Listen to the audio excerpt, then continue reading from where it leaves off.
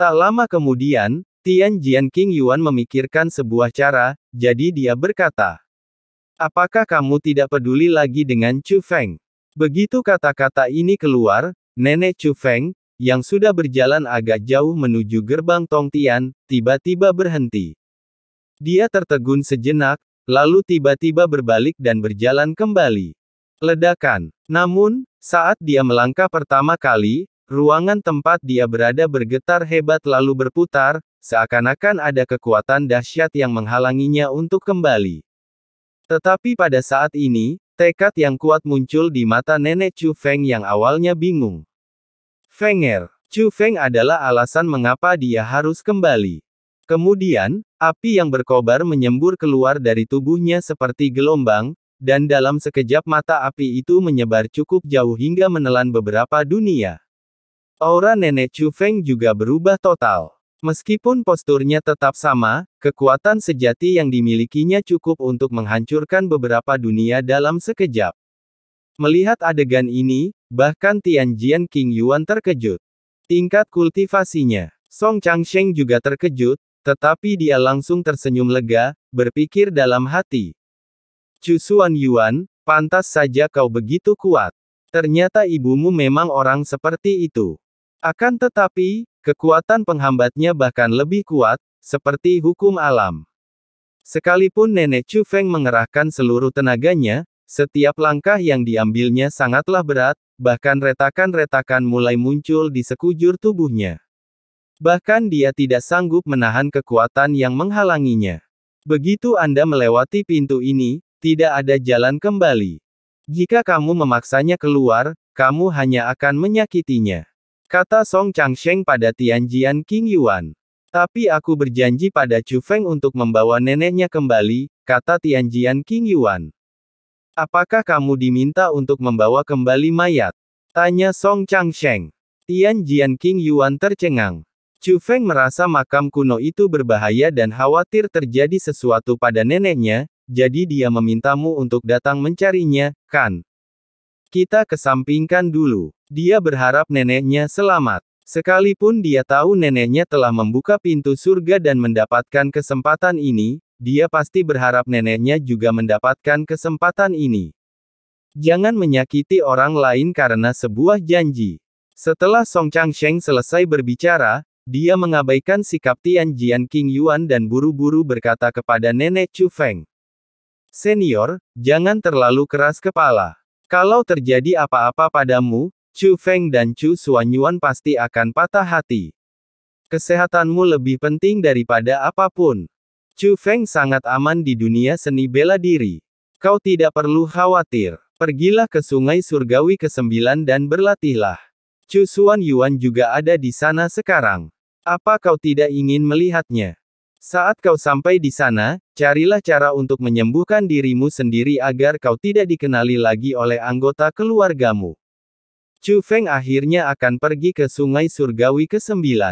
Ingatlah untuk menemukan Chu Feng dan jangan biarkan anak itu menjadi yatim piatu tanpa ada yang melindunginya. Perkataan Song Changsheng seakan menyadarkan Nenek Chu Feng, dan air mata langsung menggenang di matanya yang awalnya bertekad. Ia tak berkata apa-apa, tetapi menyingkirkan perlawanannya. Saat itu, seberkas cahaya muncul di bawah kakinya, mengarah langsung ke kedalaman langit berbintang. Cahaya itu menyebar dan segera berubah menjadi sebuah lorong, menghalangi Nenek Chu Feng di dalamnya. Lorong itu kemudian dengan cepat menghilang dari ujung lorong hingga lenyap sepenuhnya dari pandangan. Song Changsheng dan Tian Jian King Yuan keduanya tahu bahwa Nenek Chu Feng benar-benar telah memasuki sungai surgawi ke-9, area khusus yang telah diatur Tong Tianmen untuknya. Kemudian, gerbang surga pun ditutup, tetapi jalan yang mereka pijak masih ada, dan ujungnya masih belum terlihat.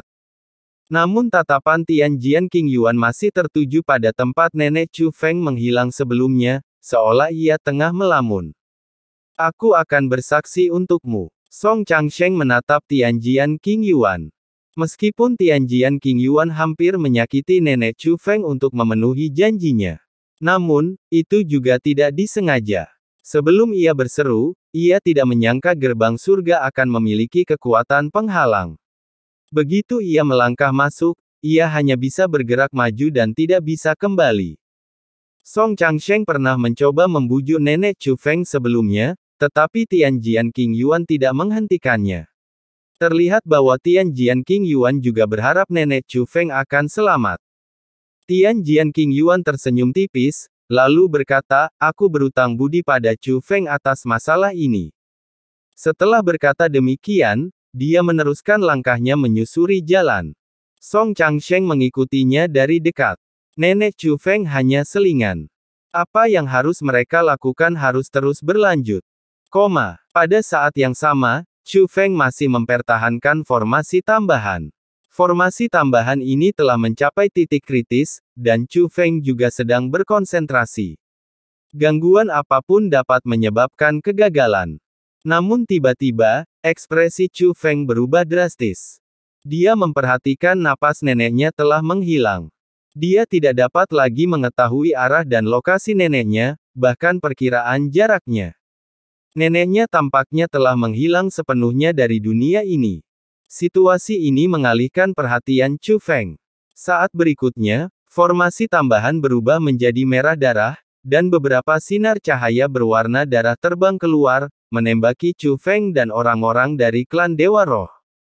Segala sesuatu terjadi begitu cepat sehingga saat semua orang bereaksi, Chu Feng dan klan Dewa Roh telah diselimuti oleh sinar cahaya merah. Chu Feng melihat pemandangan ini, Xiao Yuer, Song Yun, Wang Qiang dan yang lainnya terkejut dan segera terbang ke Chu Feng. Tetapi mereka menemukan bahwa mereka sama sekali tidak dapat berbuat apa-apa terhadap sinar merah yang menyelimuti Chu Feng. Chu Feng dan yang lainnya juga membeku dalam waktu, tidak bergerak sedikit pun, bahkan tidak berkedip. Jangan bergerak, atau kau akan menyakiti mereka. Patriark klan Huang Futian mengingatkan. Setelah mendengar ini, Xiao Yuer dan yang lainnya masih khawatir, tetapi mereka tidak berani bertindak gegabah. Pada saat yang sama, kesadaran para dewa spiritual, yang dipimpin oleh Shen Hui, memasuki ruang lain. Mereka berada di sebuah aula. Selain batu bata di bawah kakimu, kau tak bisa melihat bangunan apapun. Tak ada dinding di sekelilingmu dan tak ada langit-langit di atas kepalamu. Semuanya cahaya putih. Tuan Shen Hui, apakah kita telah gagal?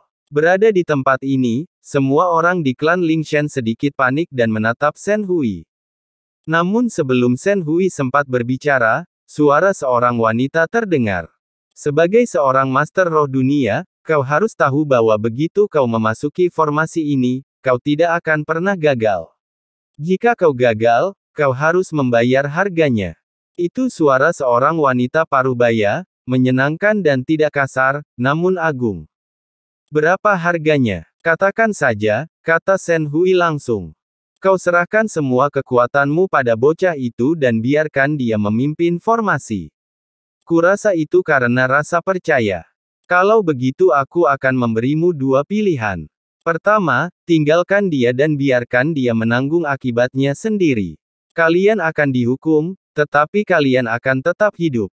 Kedua, percayalah padanya dan berbagilah biayanya. Namun, beratnya hukuman ini kemungkinan besar akan merenggut nyawamu. Begitu kata-kata ini terucap, semua orang di klan Dewa Roh menatap Chu Feng. Meskipun mereka tidak mengatakan apa-apa, kepanikan sudah terlihat di wajah mereka. Bahkan Shen Hui tidak dapat membuat keputusan saat ini. Meskipun mereka datang ke sini, mereka mencari Chu Feng. Padahal, mereka sebelumnya tidak ada hubungannya dengan Chu Feng, dan mereka datang membantu Chu Feng semata-mata karena Sui Ji. Mereka diminta mempertaruhkan nyawa demi Chu Feng, dan bertaruh pada probabilitas yang sangat kecil. Bahkan mereka tidak dapat segera mengambil keputusan. Tapi itu bukan salah mereka. Mereka sudah sangat baik, karena setidaknya mereka masih ragu-ragu. Orang lain tidak akan ragu sedikit pun, tetapi akan segera menyerah pada Chu Feng. Bab 6423. Apakah ada pilihan lain? Tanya Shen Hui. Tidak, jawab suara itu. Pada saat yang sama, lebih dari 1000 jarum merah muncul di depan aula, sesuai dengan jumlah orang di klan Dewa Roh. Desir-desir. Sebelum mereka bisa bereaksi, ribuan jarum merah ditembakkan secara bersamaan, menembus semua orang dari klan Dewa Roh. Terjadi keheningan singkat, diikuti oleh suara ratapan melengking. Semua anggota klan Lingshen sangat kesakitan hingga tak mampu berdiri. Mereka jatuh berlutut atau duduk lumpuh di tanah.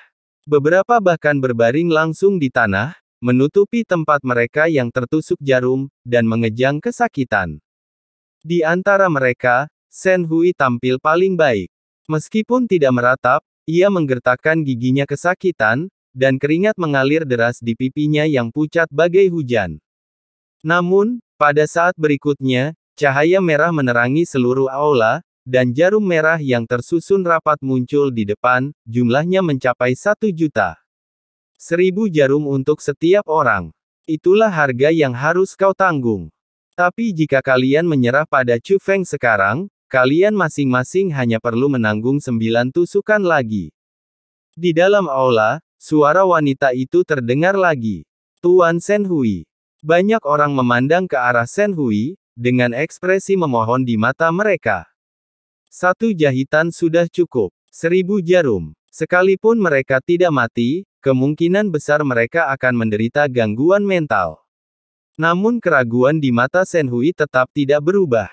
Tuan Shen Hui, kalau itu Nona Sueji, pasti bagus. Tapi, apakah Chu Feng ini benar-benar sepadan? Kita tidak berutang apapun padanya.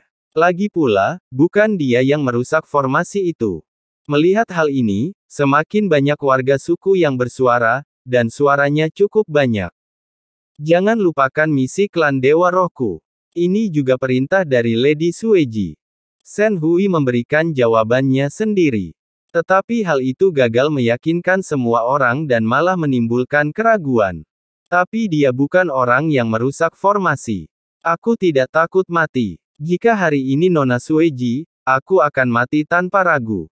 Tapi Nona Sueji telah pergi, dan klanku bebas. Aku tidak rela mati seperti ini demi Chu Feng. Tuan Shen Hui, mohon berpikir 2 kali. Hidup kami juga hidup kami. Semua orang di klan Dewa Roh angkat bicara. Di bawah tekanan semacam ini, Shen Hui menjadi semakin berkonflik, karena sukunya benar, hidup mereka juga hidup. Terlebih lagi, para dewa spiritual berbeda dari manusia biasa.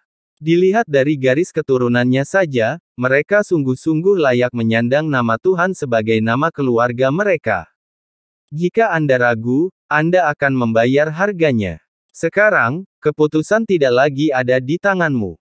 Pada saat ini, suara wanita itu terdengar lagi, dan pada saat yang sama, kekuatan penghalang turun dari langit. Kekuatan penghalang itu memadat dan berubah menjadi jendela penghalang raksasa. Terpantul di jendela penghalang itu, sebuah aula yang tampak persis seperti milik mereka. Tetapi hanya ada 1 orang di aula itu. Chu Feng. Namun saat ini, Chu Feng sudah berlutut di tanah dengan 1 kaki. Ia terengah-engah seolah-olah basah kuyup oleh hujan badai. Keringat terus berjatuhan ke tanah, bahkan matanya merah dan berubah menjadi merah darah. Tuan Chu Feng. Melihat Chu Feng saat ini, hati semua orang menegang, seolah-olah mereka telah melupakan rasa sakit mereka sendiri. Karena mereka melihat di belakang Chu Feng, ada jarum merah berlumuran darah berserakan di tanah, jumlahnya 1.000. 1.000 jarum merah menembus tubuhnya, tetapi Chu Feng tidak terjatuh, bahkan tidak meratap sedikit pun. Namun, Chu Feng berdiri lagi, dan klan Dewa Roh bahkan lebih terkejut. Dengan ribuan jarum menusuk tubuhmu, bisakah kau tetap berdiri? Pada saat ini, sebuah gerbang penghalang muncul di belakang Chu Feng. Apa artinya ini? Melihat gerbang itu, Chu Feng juga bingung. Kemudian, suara wanita itu terdengar dari aula tempat Chu Feng berada. Kamu telah menahan ribuan jarum, dan sekarang kamu boleh pergi. Mendengar ini, wajah keluarga Lingshen menjadi pucat. Mereka mengerti bahwa Chu Feng telah membayar harga yang harus dibayarnya, jadi mereka tidak punya pilihan lain. Mereka tidak lagi memenuhi syarat untuk menyerah pada Chu Feng, dan mereka juga harus menanggung siksaan 1.000 jarum. Namun, Chu Feng tidak bergerak sama sekali saat mendengar itu. Ia malah bertanya, di mana partnerku? Mereka harus membayar harga yang sama dengan Anda, kata wanita itu. Aku akan menanggungnya untuk mereka, kata Chu Feng. Mendengar ini, semua anggota klan Ling Shen, termasuk Shen Hui, tidak dapat mempercayai pendengaran mereka. Bahkan suara di aula itu pun ragu-ragu. Setelah hening sejenak, ia bertanya. Maksudmu, kau akan mengambil 1000 jarum untuk mereka? Kanan. Chu Feng menjawab tanpa ragu sedikit pun. Berapa banyak orang yang Anda wakili? Tanya wanita itu. Semuanya, kata Chu Feng. Semua. Kamu perlu memahami bahwa masing-masing dari mereka harus menanggung siksaan 1000 jarum. Jika kamu ingin menghentikannya sendirian, tahukah kamu berapa kali kamu akan disiksa oleh 1000 jarum? Aku tahu, kata Chu Feng. Apakah kamu tidak ingin hidup lagi? Nada bicara wanita itu penuh dengan ketidakpercayaan. Aku akan hidup, dan mereka juga harus hidup, kata Chu Feng. Setelah kata-kata ini diucapkan, Shen Hui menjadi sebodoh ayam. Orang-orang dari klan Ling Shen juga memiliki emosi yang campur aduk, terutama mereka yang sebelumnya telah menyarankan Shen Hui untuk melepaskan Chu Feng. Mereka hanya mengenal Chu Feng dalam waktu singkat dan tidak memiliki banyak persahabatan dengannya. Bukankah hal yang sama berlaku bagi Chu Feng dan mereka? Tidak heran Nona Sueji berkata bahwa orang yang lebih cocok kita ikuti bukanlah dia, melainkan Tuan Chu Feng. Tuan Chu Feng, itu memang sepadan. Setelah terkejut sesaat, Shen Hui tersenyum lega. Semua orang di klan Dewa Roh terdiam, tetapi tekad tampak jelas di mata mereka. Baiklah, kamu keras pada dirimu sendiri. Tapi ini bukan sesuatu yang bisa Anda putuskan sendiri. Tergantung pada apakah mereka bersedia melakukannya. Setelah wanita itu selesai berbicara, jendela-jendela penghalang itu terhubung. Tak hanya klan Dewa Roh yang bisa melihat Chu Feng juga bisa melihat klan Dewa Roh. Pada saat ini, suara Shen Hui terdengar, aku bersedia menanggung hukuman 1000 jarum sendirian. Kali ini, tak satu pun anggota klan Dewa Roh yang keberatan. Malahan, mereka semua berkata serempak, aku bersedia memikul tanggung jawab ini sendirian. Namun, ketika Chu Feng melihat wajah pucat Shen Hui dan yang lainnya, dan fakta bahwa masing-masing dari mereka hanya memiliki 1 jarum di belakang mereka, dia buru-buru berkata, Shen Hui, kamu tidak bisa mengatasinya, biarkan aku saja. Kecerobohan sayalah yang menyebabkan kegagalan formasi. Saya bertanggung jawab penuh atas masalah ini. Shen Hui menggelengkan kepalanya, tidak, bukan itu masalahnya. Dia berdiri dan memimpin orang-orang dari klan Dewa Roh ke jendela penghalang dengan tertib. Tatapan Chu Feng berubah. Ia menyadari bahwa cara Shen Hui dan semua orang di klan Ling Shen memandangnya berbeda dari sebelumnya. Tuan Chu Feng, ada satu hal yang belum kukatakan padamu. Klan Ling Shen saya menggunakan nama keluarga Shen karena nama itu diberikan kepada kami oleh seseorang.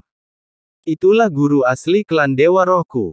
Sejak guru itu pergi, klan Dewa Rohku telah tersebar di seluruh dunia seni bela diri. Setiap garis keturunan memiliki formasi yang ditinggalkan oleh gurunya. Jika seseorang ditakdirkan untuk menghancurkan formasi itu, klan kita akan melayaninya. Nona Sueji tidak hanya menyelamatkan nyawa klan kita, tetapi juga menghancurkan formasi ini. Namun, beliau tidak mau menjadi pemimpin klan kita, dan malah merekomendasikan Tuan Chu Feng. Inilah alasan sebenarnya mengapa klan Dewa Rohku datang mencari Tuan Chu Feng. Sebelumnya, aku agak khawatir. Lagi pula, formasi itu bukan sesuatu yang bisa dipatahkan oleh Tuan Chu Feng. Klan kami juga tidak dapat menilai apakah kami benar-benar ingin mengakui Tuan Chu Feng sebagai pemimpin kami. Dan sekarang, klan Dewa Rohku secara resmi mengakui kamu sebagai tuan mereka. Saat berikutnya, dia berlutut. Semua anggota suku pun berlutut. Pada saat yang sama, dia menunjukkan rasa hormat yang besar kepada Chu Feng. Bertemu dengan sang guru. Sebelum Chu Feng bisa bereaksi, semua anggota klan Dewa Roh berdiri, dan Shen Hui berkata langsung, kami akan menanggung hukuman 1000 jarum. Silakan mulai. Kalian akan kehilangan nyawa kalian, kata Chu Feng.